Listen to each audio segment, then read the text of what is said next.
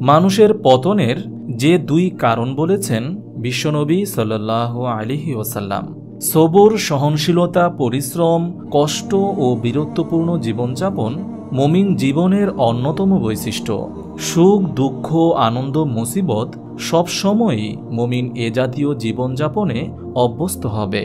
মুমিন মুসলমান কখনো আরামপ্রিয়, পরিশ্রম বিমুখ, কোমলতা প্রিয়, অলস, সুখ প্রত্যাশী, অমনোযোগী ও দুনিয়া পূজারী হতে পারে না। এ কারণেই রাসূল সাল্লাল্লাহু আলাইহি ওয়াসাল্লাম তার প্রিয় সাহাবী হযরত মুআজ ইবনে জাবাল রাদিয়াল্লাহু তাআলা আনহুকে ইয়েমেনের গভর্নর করে পাঠানোর সময় এ মর্মে নসিহত করেছিলেন যে, হে মুআজ, আরামপ্রিয়তা থেকে বিরত থাকবে, কেননা আল্লাহর বান্দারা আরামপ্রিয় হন না। ইমাম আবু দাউদ রহমতুল্লাহি আলাইহি তার বিখ্যাত গ্রন্থ আবু দাউদে হযরত আবু উমামা রাদিয়াল্লাহু তাআলা আনহুর বর্ণনায় উল্লেখ করেন, সাদাসিধে জীবন যাপনকে ঈমানের নিদর্শন বলেছেন বিশ্বনবী সাল্লাল্লাহু আলাইহি ওয়াসাল্লাম।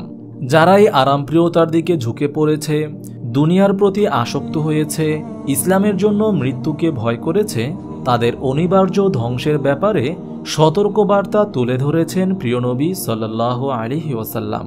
হাদিসে এসেছে, রাসূল সাল্লাল্লাহু আলাইহি ওয়াসাল্লাম সাহাবাই কিরামকে সম্বোধন করে বললেন, আমার উম্মতের ওপর ওই সময় খুবই কাছাকাছি যখন অন্যান্য জাতিগোষ্ঠীর লোকেরা তাদের উপর ঝাঁপিয়ে পড়বে, যেভাবে লোকেরা খাবার গ্রহণে ঝাঁপিয়ে পড়ে।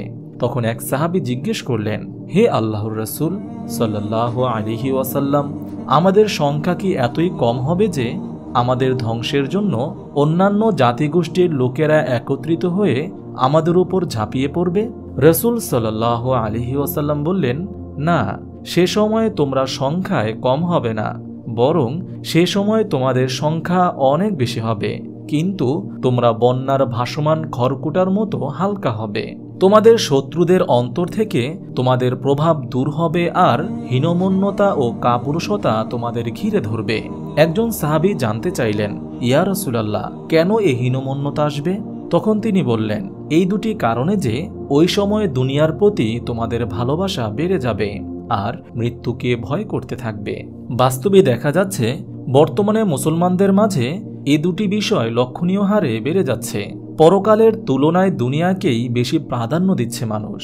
পক্ষান্তরে পরকালের ভয়ে মৃত্যুকে স্মরণ না করে বরং ইসলামী জীবনযাপনে মৃত্যুর আশঙ্কায় দ্বিধাদ্বন্দ্বে ভুগছে মুসলমান।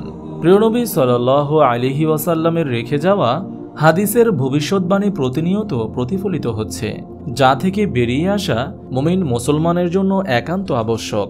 তবেই মুমিন মুসলমান আবার সঠিক পথ ফিরে পাবে। মুমিন মুসলমানের উচিত দুনিয়ার ভালোবাসা ও ফিতনা থেকে বিরত থাকা, ইসলামী জীবনযাপনে মৃত্যুর ভয়কে দূরে সরিয়ে দেয়া, পরকালের কল্যাণে মৃত্যুর কথা বেশি বেশি স্মরণ করে আল্লাহর কাছে প্রার্থনা করা, প্রিয় নবী সাল্লাল্লাহু আলাইহি ওয়াসাল্লামের দেখানো পথ ও মতে জীবন পরিচালনা করা আর এ দোয়া করা, আল্লাহুম্মা ইন্নী আউযু বিকা মিন আযাবি জাহান্নাম ওয়া মিন আযাবিল কবরি ওয়া মিন ফিতনাতিল মাহইয়া ওয়া মামাত ওয়া মিন ফিতনাতিল মাসীহিদ দাজ্জাল। দোয়াটি আবার বলছি, আল্লাহুম্মা ইন্নী আউযু বিকা মিন আযাবি জাহান্নাম ওয়া মিন আযাবিল কবরি ওয়া মিন ফিতনাতিল মাহইয়া ওয়া মামাত ওয়া মিন ফিতনাতিল মাসীহিদ দাজ্জাল। অর্থ, হে আল্লাহ, আমি জাহান্নামের আযাব ও কবরের আযাব থেকে আশ্রয় চাই, জীবন ও মৃত্যুর ফিতনা থেকে আশ্রয় চাই, আর দাজ্জালের ফিতনা থেকেও আপনার কাছে আশ্রয় কামনা করি। মহান আল্লাহ তাআলা মুসলিম উম্মাহকে দুনিয়ার আসক্তি তথা ভালোবাসা থেকে হেফাজত করুন। পরকালের জবাবদিহিতায় ইসলামের বিধিবিধান মেনে চলার তৌফিক দান করুন। ইসলামী জীবনযাপনে মৃত্যুর ভয় থেকে বেঁচে থেকে পরকালের নাজাত লাভে বেশি বেশি মৃত্যুর স্মরণ করার তৌফিক দান করুন। আমিন। আপনি যদি এরকম ভিডিও আরও পেতে চান তাহলে এই চ্যানেলটি সাবস্ক্রাইব করে পাশে রাখা বেল আইকনটি অন করে দিন।